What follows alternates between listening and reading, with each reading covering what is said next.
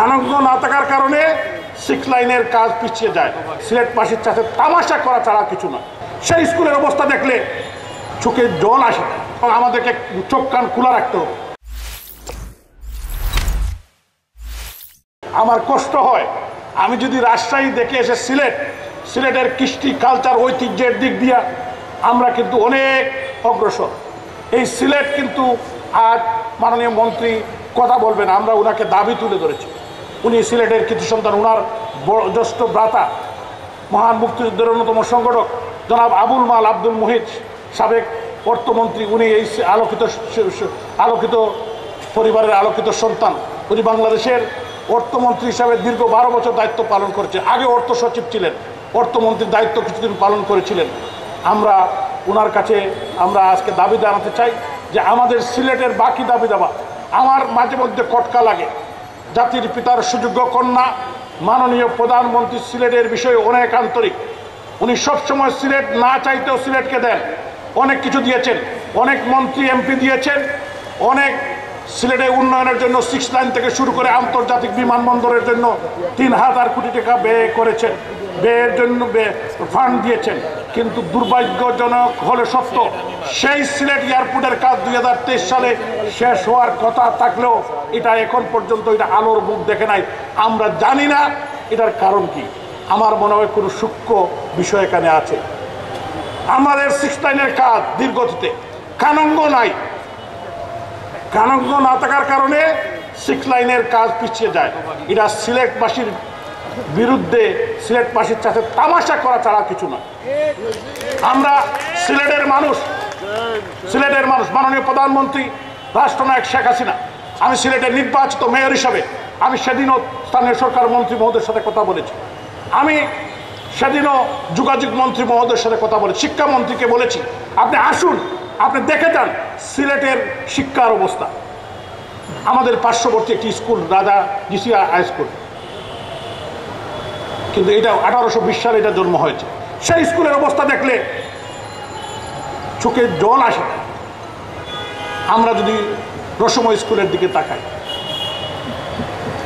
যখন সিলেটে 2টি গভর্নমেন্ট স্কুল ছিল, একটি গভর্নমেন্ট গার্লস স্কুল, একটি প্রাইভেট স্কুল, তখন ঢাকায় ছিল 4টি, আজকে ঢাকায় হয়েছে 400টি, আর সিলেটে হয়েছে আরো 3টি। এটা তো হওয়ার কথা ছিল না। কোন কারণে হয় নাই, কি কারণে হয় নাই, আমাদেরকে বুঝতে হবে, দেখতে হবে এবং আমাদেরকে চোখ কান খোলা রাখতে হবে। আমি মাননীয় প্রধানমন্ত্রীর কাছে, মাননীয় সাবেক পররাষ্ট্রমন্ত্রী এবং আরও যারা সংসদ সদস্যরা আছেন এবং মাননীয় পররাষ্ট্রমন্ত্রী পাশে যিনি বসে আছেন, বীর মুক্তিযোদ্ধা আমাদের রূপা চক্রবর্তী দিদি, আমাদের সিলেটের কৃতি সন্তান, ওনাকে মাননীয় প্রধানমন্ত্রী আমাদের সংরক্ষিত আসনে এমপি বানিয়েছেন। আমি ওনাকে আজকের এই সংবর্ধনা সভায় স্বাগত জানাই। ওনাকে মাননীয় প্রধানমন্ত্রী দিয়েছেন, ওনার সাথে আমরা মিলে আমরা কাজ করব, ওনাকেও নিয়ে যাব। আমরা মাননীয় প্রধানমন্ত্রীর নজরে আনতে হবে। কারণ কি, যে প্রধানমন্ত্রী টাকা দেন, প্রধানমন্ত্রী বাজেট দেন, এইটা কাজ দীর্ঘতিতে চলে। ডেফিনেটলি সিলেটের প্রতি, সিলেটের মানুষের প্রতি অবজ্ঞা।